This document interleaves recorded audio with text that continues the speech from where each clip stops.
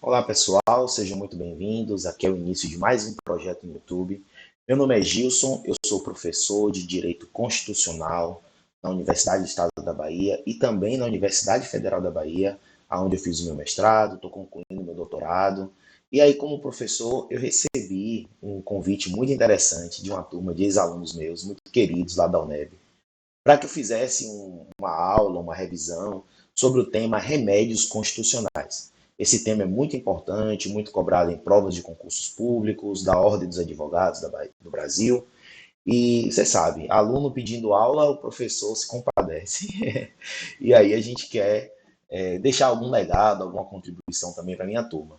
E eu pensei em por que não deixar essa aula aberta, não só para os meus alunos da UNEB, como da UFBA também, meus ex-alunos, tantas universidades das quais eu já dei aula, enfim, deixar essa aula aí, esse projeto em aberto para todos que têm interesse sobre o tema, tá bom? Então vamos falar um pouquinho hoje sobre remédios constitucionais, mais especificamente mandado de segurança. Essa é a primeira aula de uma série completa que a gente vai fazer sobre todos os remédios constitucionais, envolvendo os principais aspectos, também jurisprudência, doutrina, aquilo que possa contribuir de alguma forma para a formação, revisão das pessoas que estão estudando, se preparando para exame de ordem, concursos públicos e até mesmo uma abordagem mais prática desses assuntos.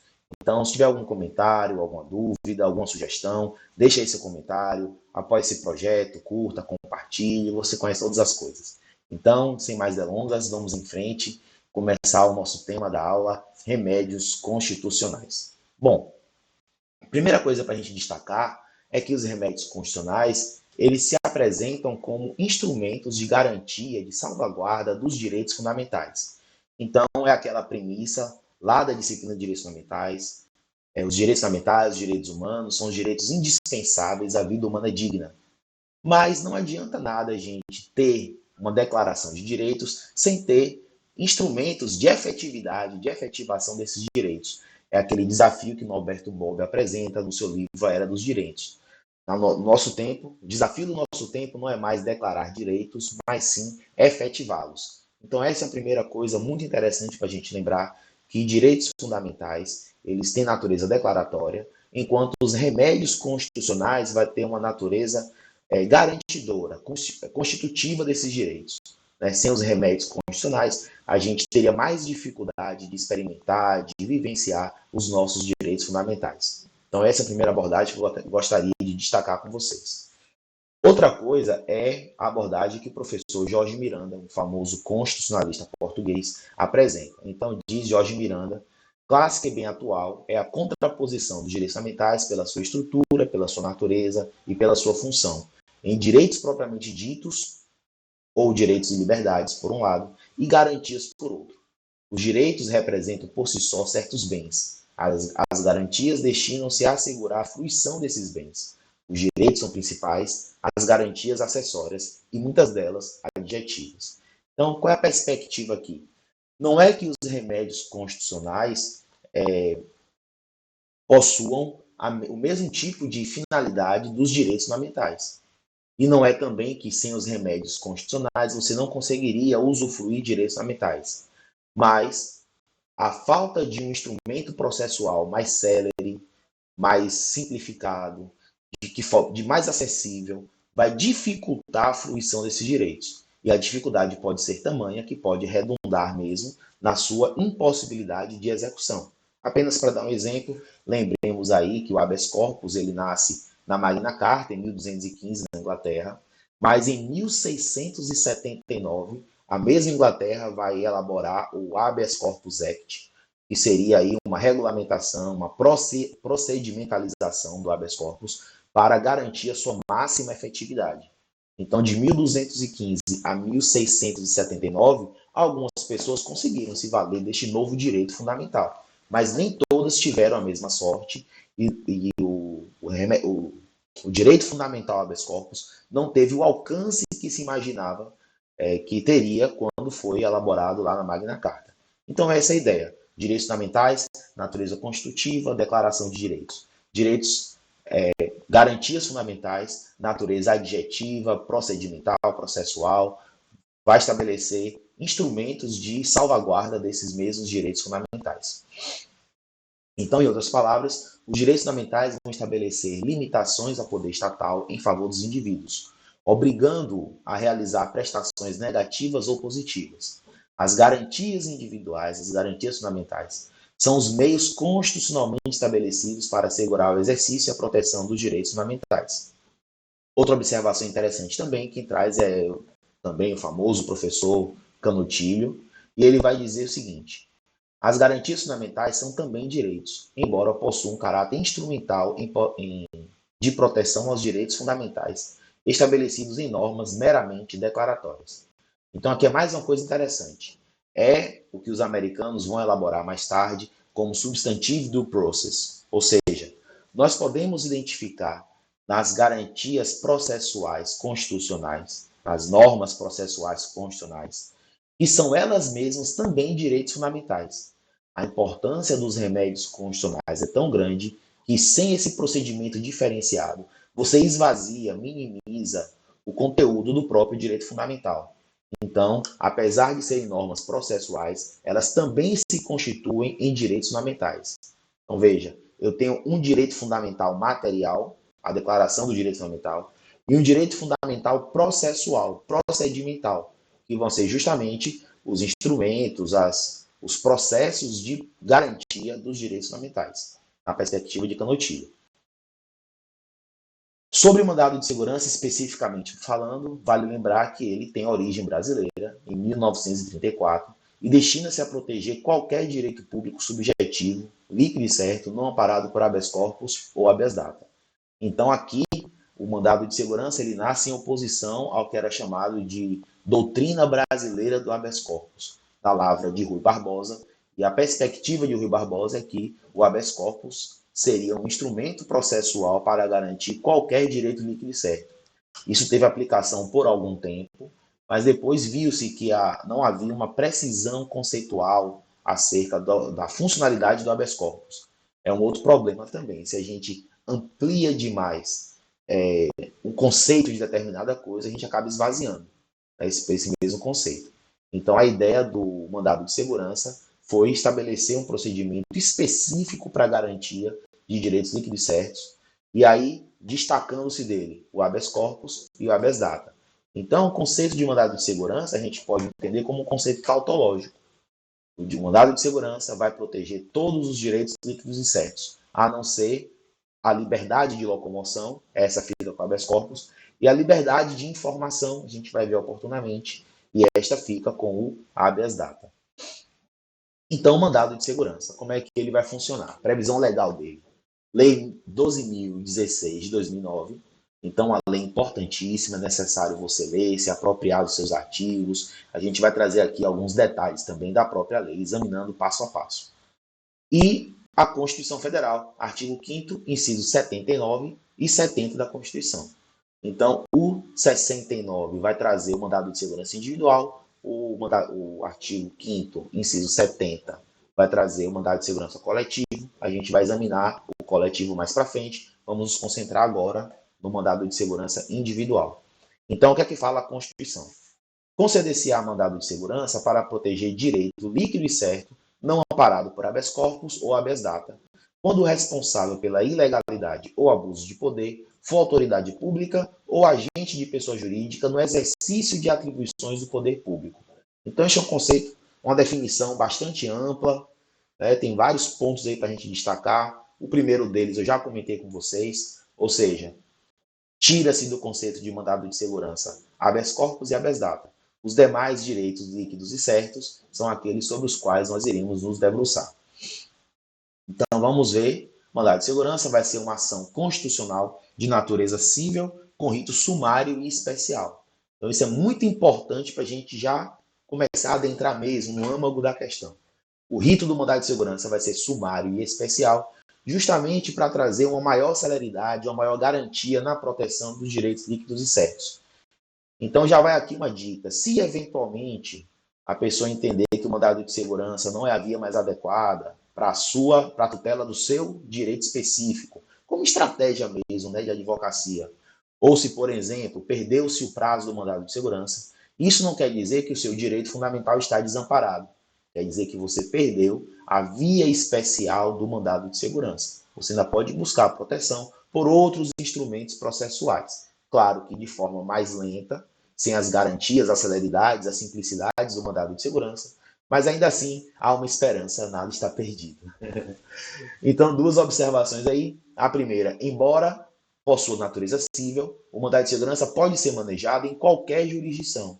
E isso nas provas da OAB a gente tem visto.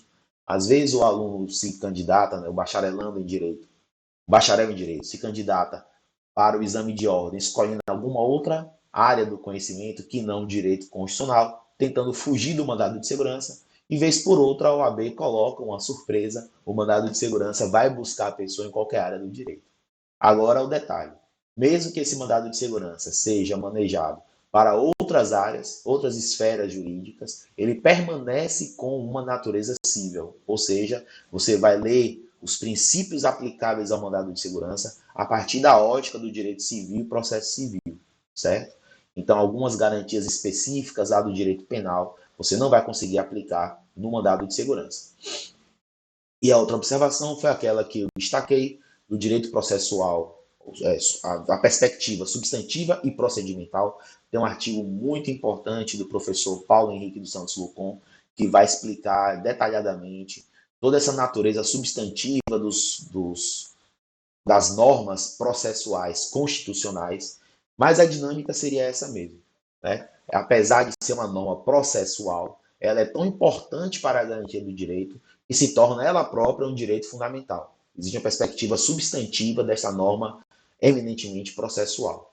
Tá? Então, vou deixar no comentário para vocês o link do artigo para você se aprofundar nas leituras.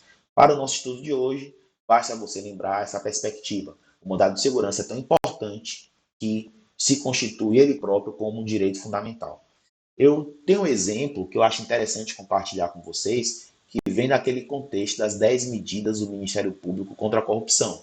Para os mais novos, aqueles que não acompanhavam o direito à época, houve no contexto ali da Lava Jato e do combate à corrupção que nós tivemos no nosso país, houve uma tentativa liderada de uma ação pelo Ministério Público do Paraná, alguns promotores, enfim, que estavam liderando as investigações que resultaram na Operação Lava Jato, uma tentativa de elaboração de um projeto de lei de iniciativa popular, que ficou assim apelidado as 10 medidas contra a corrupção. E aí, nesse contexto, uma das medidas que foram apresentadas ali foi a restrição ao habeas corpus em algumas situações específicas. Vale também a ressalva que não eram exatamente 10 medidas. Se você examinasse completamente o projeto, você veria que havia algo em torno de 97 alterações processuais, civis e administrativas desse intuito de combate à corrupção. Os advogados do Brasil se posicionaram muito contrariamente a essas medidas, dizendo que ela cerceava de forma indevida diversos direitos fundamentais. E é nesse contexto que eu quero destacar. Uma das restrições aplicáveis era ao uso do habeas corpus enquanto via de garantia dos acusados em geral.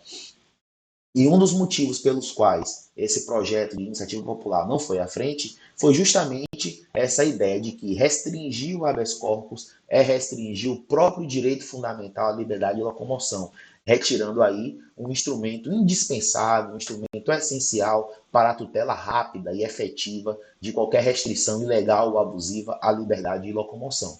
Então, nesse contexto, fica aí, para quem tiver curiosidade, você pode procurar, foi criado hot sites, inclusive a respeito disso, as 10 medidas do Ministério Público contra a corrupção. Mais tarde, depois de subir esse vídeo, eu vou também procurar o hot site, se ainda estiver ativo, eu vou deixar linkado aí para você conhecer, pelo menos, a ideia da proposta de lei de iniciativa popular, que acabou não vigorando. Então vamos em frente. Mandado de segurança é, então, ação civil, ainda quando impetrado contra ato de juiz criminal praticado em processo penal. Aplica-se, em consequência, ao recurso extraordinário interposto da decisão que o julga o prazo estabelecido no Código de Processo Civil. Esse foi o entendimento do STF. Tá aí a jurisprudência para vocês, apenas confirmando aquela ideia de que o mandado de segurança ele possui uma natureza civil, mesmo que manejado em outras áreas do direito. Quero destacar também a súmula 101 do STF, que vai dizer o seguinte: o mandado de segurança não substitui a ação popular.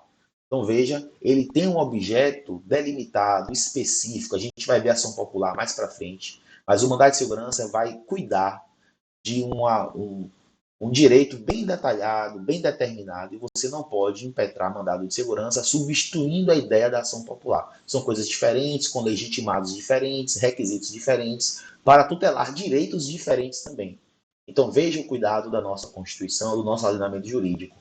Eu destaquei direitos fundamentais específicos e atribuí para cada um deles um remédio constitucional também específico.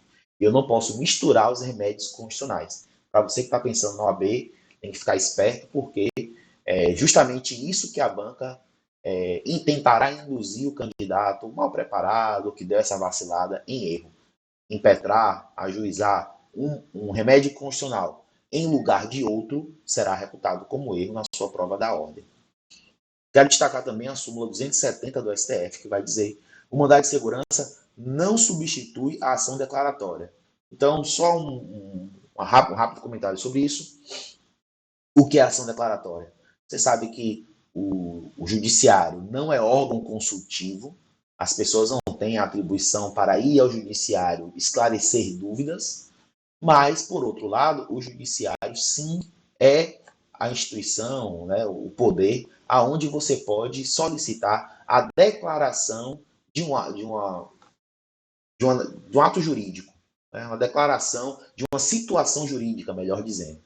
Então, é possível você entrar com ação declaratória para que o judiciário reconheça, declare determinada situação jurídica, produzindo a partir daí efeitos, ou resguardando o titular de um direito. Essa é a ideia geral da ação declaratória. E o que é que o mandado de segurança não pode fazer? Substituir a ação declaratória. O mandado de segurança é para proteger o direito líquido e certo, ameaçado ou violado por ato abusivo de autoridade pública. Isso não é a mesma coisa do que reconhecer, por exemplo, a natureza jurídica de uma relação civil, a natureza jurídica de uma posse ou propriedade ou coisa do tipo. Então são coisas diferentes e, eventualmente, a pessoa gostaria de utilizar o mandado de segurança pela sua via mais célere, pelo seu conjunto probatório mais dinâmico do que seria na ação declaratória. Então, cada coisa em seu lugar, a gente não pode perder de vista o foco do mandado de segurança. E já iremos chegar nele também. Então, você viu lá, deixa eu voltar aqui um pouquinho, você viu no conceito da Constituição que o mandado de segurança serve para proteger direito líquido e certo. Então, aqui é onde eu queria focar o nosso estudo agora. O que é o direito líquido? Direito líquido é o direito exigível. É aquele que já reúne todos os pressupostos para a sua fruição. Então, o direito líquido é aquele que o autor já tem todos os atributos, os pré-requisitos para exercer aquele direito, não dependendo de nenhuma outra coisa a não ser de sua vontade. Então, isso é um direito líquido. Então, para trocar em outras palavras, eu posso dizer o seguinte: o mandado de segurança não tutela expectativa de direito. Olha que coisa interessante, né? Então, para dar um exemplo que ocorre muito, eu como professor da UNEB, você sabe que servidores públicos ainda têm, pelo menos os concursados há mais tempo como eu, nós temos o direito à licença-prêmio. E a licença-prêmio funciona assim: você trabalha pelo período de 5 anos, é o período aquisitivo, para depois você solicitar para gozo a sua licença-prêmio, o período de 3 meses. Para cada 5 anos trabalhados, o período de 3 meses.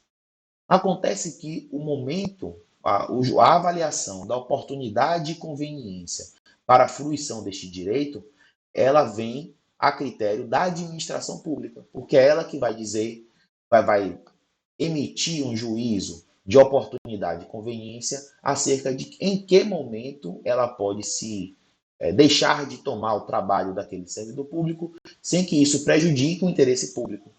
Então, veja bem, enquanto a administração pública disser que defere o direito adquirido para gozo oportuno, está avaliando a oportunidade e a conveniência, não houve nenhuma violação a direito aqui. Você não teria à sua disposição um mandado de segurança, porque você ainda não teve o seu direito líquido e certo violado ou ameaçado.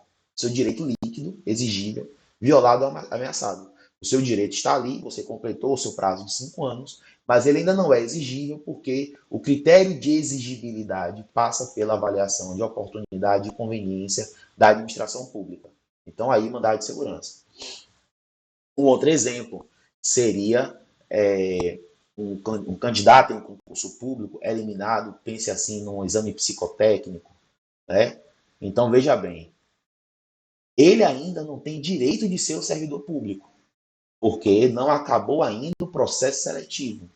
Mas se ele teve o seu direito violado nesta etapa do exame psicotécnico, ele não foi feito da forma como a jurisprudência tem estabelecido como sendo adequada para a realização desse tipo de exame, então aqui eu já tenho um direito líquido, exigível, né? Eu tive uma etapa do concurso que foi realizada e esta etapa foi feita de forma equivocada, gerando um dano real, um dano presente. Então, isso seria um direito líquido. E a partir daí eu teria direito de entrar com mandado de segurança, teria a possibilidade de entrar com mandado de segurança para resguardar o meu direito que foi violado por esse exame mal elaborado, mal feito, que não obedeceu às regras jurídicas aplicáveis. Então, essa ideia do direito líquido é o direito exigível. Direito certo é aquele que tem previsão legal. E olha o detalhe, ainda que sobre esta paire divergência doutrinária ou jurisprudencial. Então veja, o mandado de segurança ele não é o instrumento adequado para construir uma nova tese jurídica. O seu direito tem que ser líquido, ou seja, estar com os pressupostos para a fruição já reunidos, e ele tem que ter um amparo legal. Você tem que indicar qual é a norma jurídica que lhe dá embasamento para você assegurar, para você definir que o seu direito fundamental está sendo violado, né? Então, é necessário o estabelecimento de um direito certo. Agora, o direito certo não é direito incontroverso. Veja que coisa diferente também.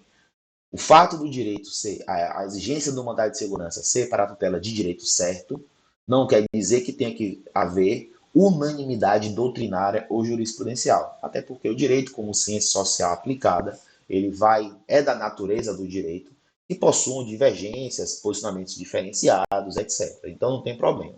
A questão é você mostrar que o seu direito encontra um respaldo legal e que todos os pressupostos estabelecidos para a fruição deste direito já se encontram atendidos. E aí, cabendo agora a você entrar com o mandado de segurança. Eu queria retomar aquele exemplo do servidor público com a sua licença-prêmio. A partir de quando esse direito seria exigível? Ou quando a administração pública reconheceu o direito, né, então deferiu o direito à licença-prêmio, não ressalvou que seria para gozo oportuno, que seria para um outro momento oportuno, e mesmo assim, por algum motivo qualquer, a autoridade imediatamente superior não liberou o servidor público para gozar sua licença-prêmio. Ou ainda, quando esse direito está prestes a sofrer prescrição para os casos, para as normas, para as situações em que a administração fez alguma alteração normativa impedindo a acumulação de licenças-prêmios, como aconteceu na Bahia a partir de 2015. Então, a partir de 2015, cada período de licença-prêmio deve ser gozado no prazo máximo de 5 anos posteriores ao período aquisitivo. E se o servidor público está vendo que essa análise da oportunidade de conveniência da administração pública está se aproximando ao momento em que haverá prescrição do direito, então o servidor público possui o direito à licença-prêmio, já passou os 5 anos, ele tem solicitado e sempre recebido como resposta defiro para gozo oportuno. A partir do momento em que a oportunidade está se esgotando, está se finalizando o prazo concessivo de 5 anos, aí sim surge a possibilidade de um mandado de segurança. Seria uma possibilidade também. Se você somar o que a gente comentou aqui sobre direito líquido com direito certo, você vai chegar a uma outra conclusão muito importante do mandado de segurança, é que ele exige prova pré-constituída. Então, o mandado de segurança não admite dilação probatória. O direito que fundamenta o pedido deve ser líquido e certo, ou seja, deve ser facilmente constatável e toda a prova deve estar previamente acostada aos autos. Ou seja, se o meu direito já reúne todos os pressupostos para a sua fruição, tem amparo legal, eu só tenho que demonstrar ao juiz que o meu direito líquido e certo está sendo violado ou está na iminência de ser violado. Isso é muito comum em exames, enfim, os candidatos no OAB, por exemplo, cometem esse equívoco. Mandado de segurança não permite nenhum tipo de produção de prova posterior. A exemplo da oitiva de testemunhas, depoimento pessoal, perícias, entre outras coisas. Se o seu direito depende de uma perícia para ser comprovado, para ser verificado, então ele não seria um direito certo, líquido e certo. Seria um direito que você precisa de uma análise mais minuciosa, uma discussão perante uma autoridade judicial. A mandado de segurança é aquela coisa, o seu direito foi demonstrado, está todo pronto para o usufruto e a administração pública está violando de alguma forma. Então, essa ideia não se admite prova pré-constituída. Mas tem algumas considerações que eu reputo relevantes. Então, a primeira, não cabe juntada de novos documentos. Aí, lembrando o conceito lá do processo civil, do que é novo documento. Novo documento é aquele que só passou a existir após juntar a petição inicial, após o início do processo. Isso é um novo documento. Veja que no processo em geral, você só pode juntar novos documentos.